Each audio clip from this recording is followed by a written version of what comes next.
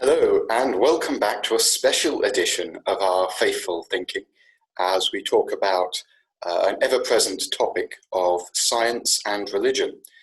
Very often the two are presented as in tension or even opposed.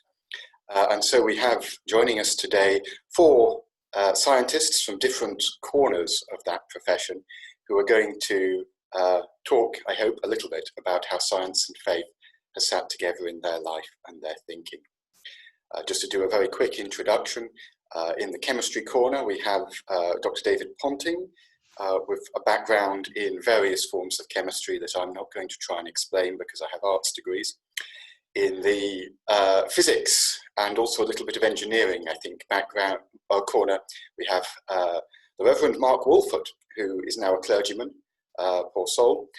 In the biology corner, we have Alexandra Carroll, who has been on this channel before and has a background in biology and in conservation. And hopefully you all know Isabel from our own congregation at St. Mark's, and as she has helpfully said, she's a veterinary surgeon with a background therefore in veterinary medicine. So welcome everybody. Thank you for being with us. A question to get our conversation started. There is, as I say, this narrative that science and religion are inherently opposed or are conflicting sources of authority, conflicting sources of explanations of our world. All of you I know are Christians and scientists, so you clearly find the two compatible. Why is that? How do they fit together in your life and in your thinking? I mean, personally, I've never found them to be in conflict. I think they both sit together perfectly well. In fact, they can complement each other. As we examine as we learn more about science, we discover more about how incredible God is. Science, I mean, taking physics, as you look at the smallest particles you have in creation and the power within that single particle, and then the vastness of creation itself, of the universe, which is completely unmeasurable. We guess, but that's all it is a guess at the size of the universe. It's just, the more we see in science, the more we learn, the more it tells us just how huge and amazing God is. And yeah, so for me, I don't see any issues, but I think they can work together really well, and science can be used as a tool to help us worship God even more. I certainly get... Oh, sorry, go ahead as well. I actually came from the opposite direction of Mark. I was a scientist before I was a Christian. I was raised an atheist. And I'm one of the rare ones who actually was kind of argued into faith as a teenager.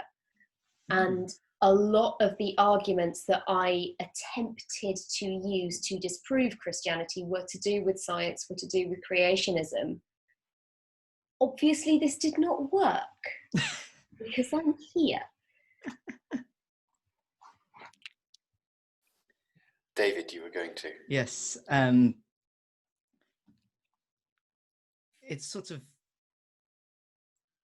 as Mark said, it's all, I don't want to say that all of my work is worship, but there is an aspect that my job is finding out more about God's creation, understanding more of how good and great he is,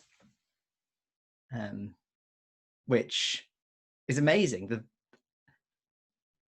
I will research something, and this little intricate mechanism inside our cells, or even to step further back, this interaction between two atoms that leads to, for example, the reaction of oxygen with hemoglobin, which then carries the oxygen around our body and allows us to breathe. And the detail, the intricacy, right down to the particles we haven't even found yet, right up to the living system. I get to learn that. That's my job. It's amazing. Thinking God's thoughts after him, someone described Yes. Science as. Trying to figure out how he did it. Yeah. Yeah. That's the job. That's the enjoyment. Yeah, and as for me, I'm always struck by, there's an old Latin saying, Deus scientiarum dominus, which means God is Lord of the sciences. And that really resonates with me because somewhere along the line, I think people have started to begin that science is very against God or removed from him, but it's actually a kingdom that he is king over. He reigns over science. And it's a beautiful gift that he gave us as one of the many ways that we can learn more about him. And I think Mark mentioned that as well. And I'm struck by what Isabel said, that, you know, when we look through the history of science, we often see this trend of people who did not believe in God, but they did science, and then their science actually led them to him, not away from him. And I find that very compelling. So, you know, for me, it is an act of worship also. Sometimes it feels like that. I remember studying for an exam during university, and as I was poring over this textbook and looking at the structures of diatoms and all these things, I had this warm burning in my heart that was the same sensation that I have when I'm in church on Sunday singing worship songs to God. So oftentimes it is an act of worship. So yeah, I resonate with everything that my colleagues here have said. Yeah. I do want to add. No, go on. I just found a quote from Faraday, who of course was famously both scientist and Christian, reading the book of nature. That's sort of what we do. And I suppose you could argue that the very beginnings of physics and natural sciences were based on the assumption that rational laws must govern the universe because a rational lawmaker made it. And moreover, that the mechanisms of the universe would be comprehensible because the human mind was in the image of the creator, the lawgiver. Since Zandra started with the Latin, there's also another old maxim, credo ut intelligere, I believe in order that I may understand. And in many ways, science stepped off from a foundation of Christian faith when it comes to worldview, and particularly that sort of deep, almost meta worldview of, can we understand the universe? And is it consistent? And is it rational? Is it almost mechanistic in that sense? Mark, you were about to interject earlier, I think. Yeah, I was just going to go in a slightly another direction with that as well. This point, like you, Isabel. I mean, well, partly like you. I didn't grow up in a atheistic family, but I'd kind of left my faith behind me when I got to university, and I was very glad to leave it behind me because I found it so liberating, because it meant I could go out and do whatever I wanted to do as much as I wanted to do. But then as I was actually studying, the more I learned, we had lots of lecturers who were avidly against the idea of God. We had others which were very much in favour. Some, the senior members of the department were members of our congregation, well, wasn't my congregation at the time, but the congregation I became a part of later on. But it was the ones who were very much anti-Christian who made it their mission to try and make sure none of us, by the end of our course, actually had a belief in God. And actually, in their process of trying to do that, I mean, partly that's what led me to faith as well, was them trying to prove God didn't exist through science. That actually made me realize, actually, the arguments about fall flat on their face.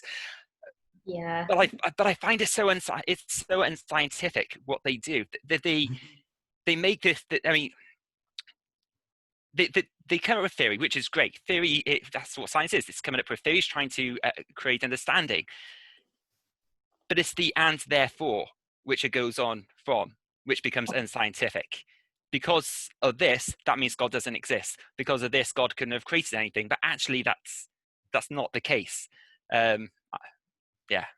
That extrapolation moves out of the testable scientific world into guesswork. Yeah. And I think that does create this kind of conflict. So you got, on one hand, you've got these people who are very atheistic, very anti-Christian, using science as a weapon against Christianity, which is partly why I think we have this kind of idea that the two are at odds. And at the other side, we do have Christians who are not innocent either. Christians have very often tended towards anti-intellectualism. We've accepted bad science too often, and so often we do just retreat from the debate altogether, or get aggressive. And anyway, yeah. In some ways, it's a squabble in the family between let's say, between theology and science. But traditionally, they were seen as two arms of truth. Theology read the book of God's revelation, and science read the book of God's creation. But someone has set the siblings against each other, and the echoes of that squabble still roll on.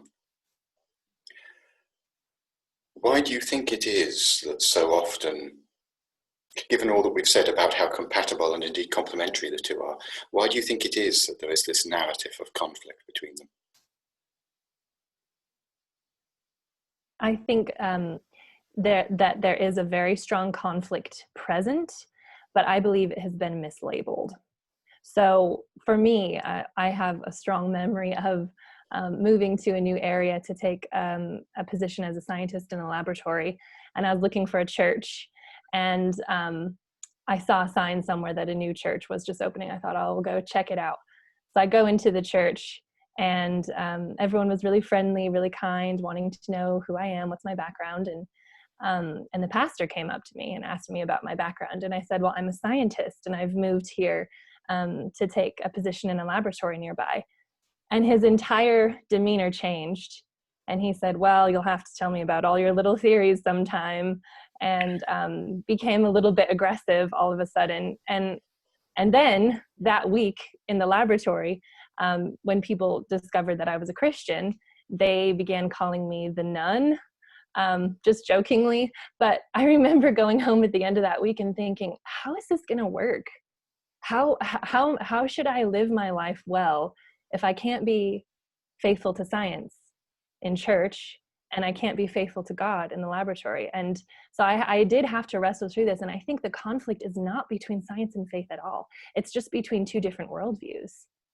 And we've talked about this. It's between atheism and theism. Of course, those things are in conflict.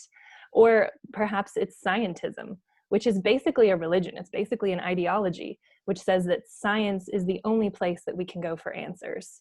That's it, only science, which of course we could go down how it's a reductio ad absurdum argument, and it, basically negates itself if you apply it to its own principles. But I don't think that the conflict is between science and faith at all, and I don't think it ever has been. That's my personal take. I think there's often an issue of perhaps insecurity that on the one hand, Christians, and perhaps especially Christian leaders and pastors or ministers, can feel threatened by science and scientists who have a lot of authority intellectually and culturally. And in the same way, I think those who are not Christians can feel judged or condemned by Christians because they know there's a disjunction between Christian ideas about how to live and their choices about how to live. And I think that means that both sides then reach for whatever weapons they can to wail upon the other. And that probably helps keep the conflict going. The feeling judged thing, I don't think is remotely unique to scientists. I remember vividly when I was a student in halls in London, I had gone to a late night prayer meeting on a Friday night. I got home about 10 p.m. I was quite tired. And I went through the corridors of my halls and I encountered a bunch of girls about my own age, all on their way out and already somewhat inebriated. And they said, oh, Tom, do you want to come out with us? Do you want, drunk girls, trying to get me to go out with them. And I said, no, I'm not going anywhere. I'm going to bed. I've just come back from a prayer meeting. Are you a Christian? Yes, I'm a Christian. Do you judge me for drinking? Like, that was the next thing out of her mouth. I've had that walking down the street from somebody sat outside Tesco's with a six-pack of lager, I hasten to add.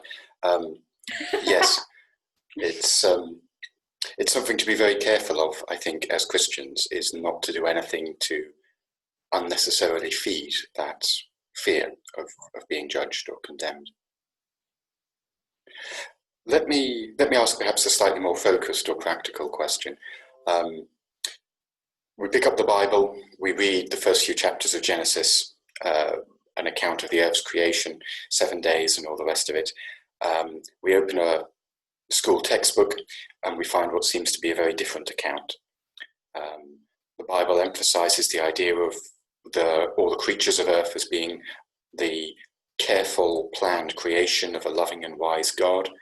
The narrative that unfolds on the Discovery Channel is perhaps more about them emerging from a dog-eat-dog world of chaos and hostility. The Bible and popular science seem to be telling two different stories. Why do you think that is? And how do we cope with it as Christians? How do we reconcile it? For me, this is the 5 blind men and the elephant. Go on. Probably a very widely known allegory. 5 blind men are led up to an elephant in turn and asked to afterwards say what the elephant is like. One of them is led to the elephant's trunk and says that an elephant is like a snake. One is led to the elephant's leg and says that an elephant is like a tree. One of them to the elephant's flank, and the elephant is like a wall. Tusk, spear, tail, brush, I think, I'm not sure, something like that. None of these men are wrong. They're just incompletely right. This is perhaps a bit of a disanalogy, and that's possibly effacing the Bible a bit, but they're questions fundamentally asked in different manners for different purposes. I've also heard this as a flatmate walks into the room and says, "Why is the kettle boiling?" You could answer, well, because there's a heating element in there through which electricity is running at high resistance. This is releasing waste energy as heat, and the water is therefore boiling. Or you could say, because I'm making a cuppa, do you want one? And no, it's wrong. In that example of yours, the answer with the heating element wasn't answering the question of why the kettle is boiling. It was answering the question of how the kettle is boiling.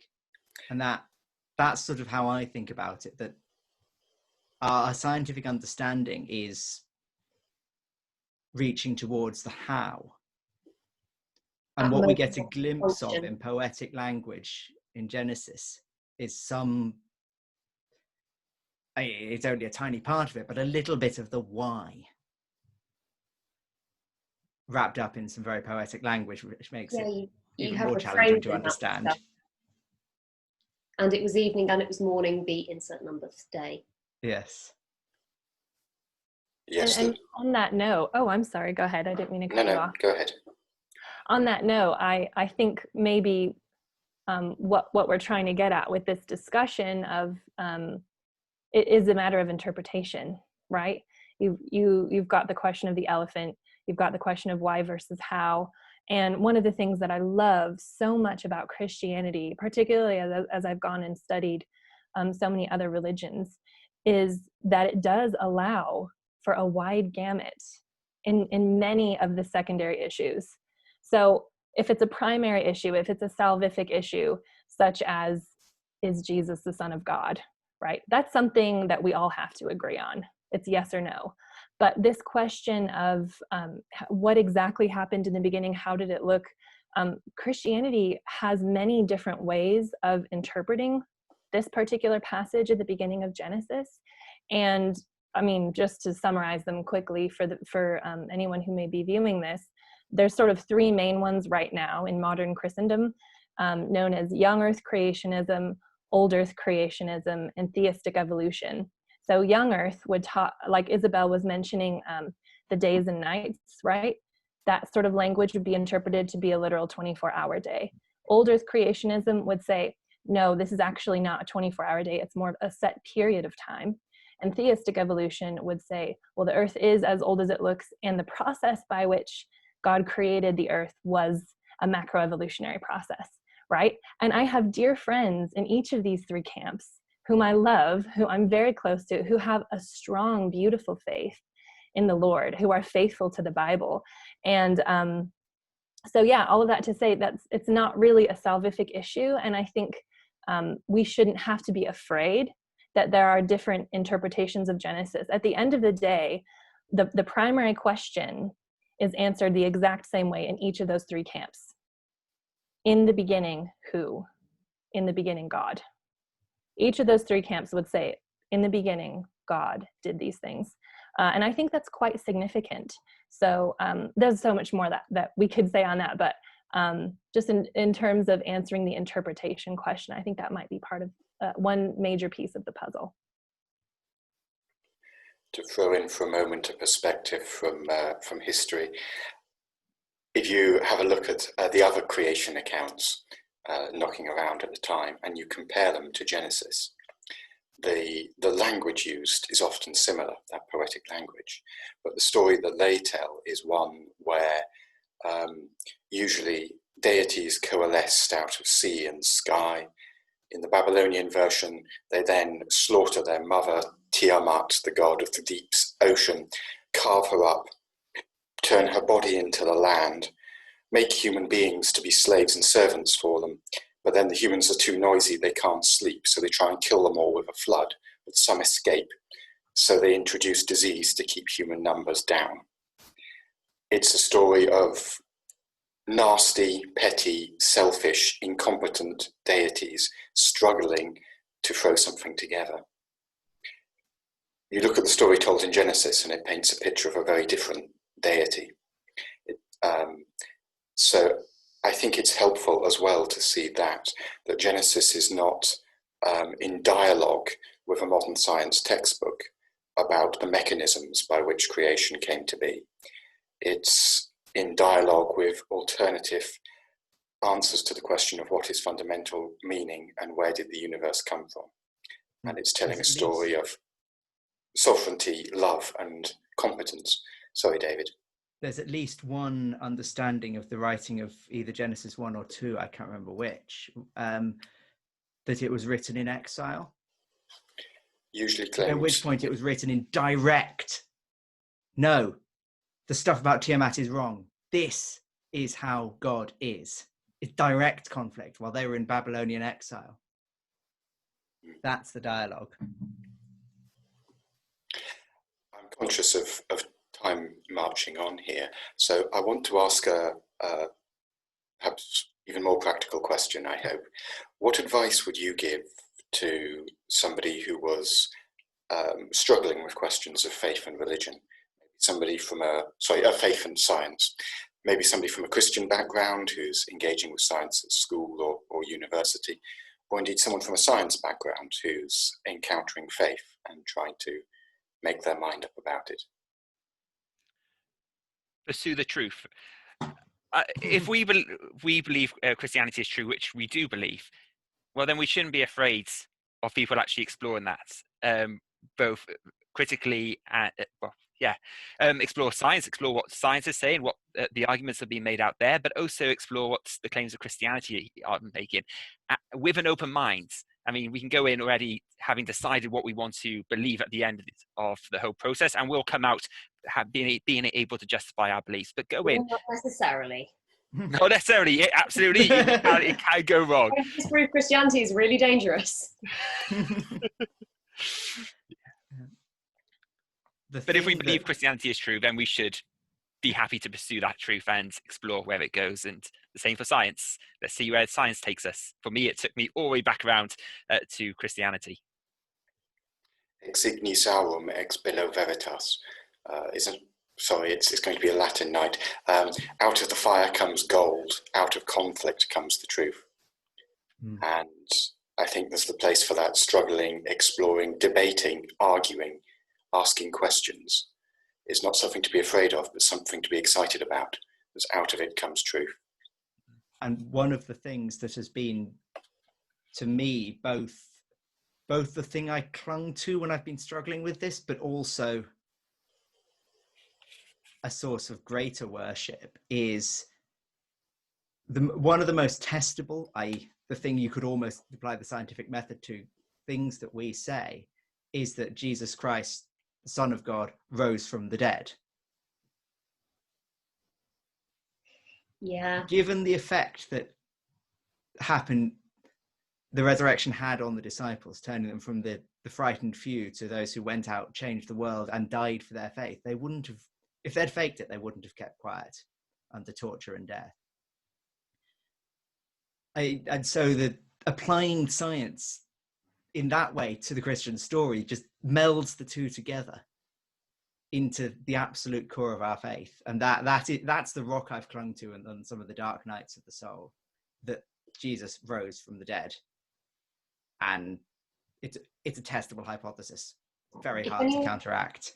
If anyone is looking for a resource to that point, there is a book called The Case for Christ, which does this very well. Mark's looking for it on his bookshelf. Yes, he's got it. If you And don't that's one have of a the things copy, I love email about me.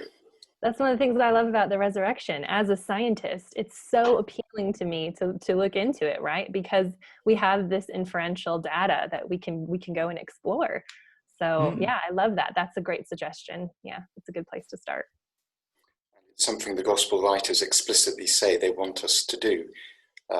John devotes almost a third of his gospel to the story of Jesus' death and resurrection, and wraps it all up by saying that he could have written a whole lot more, but this is written so that you might believe that Jesus is the Christ, the Son of God, and believing have life in his name. He wrote his whole gospel to give us evidence for our faith. And Luke, famously a scientist, a physician. A doctor, yes. Quoting Thucydides, father of history, says that he's looked carefully into these things and has written that Theophilus might know the certainty of the things he has been taught. So the idea that faith is the opposite of a proof, I think, is a falsehood, and actually quite a recent falsehood. Rather, the Christian gospel is an invitation to see the proof which leads to faith, and the faith that then leads to action. Seeing evidence that God can be trusted, and then trusting him with the things where we can't see evidence. Well, I'm going to draw stumps there for tonight. A big thank you to all my guests who have joined me from various corners of the country, and indeed from other countries. Do keep watching. We'll have some more of these for you soon, including, I hope, one talking a bit more about the evidence for the resurrection. But for now, I hope this has been helpful, and God be with you.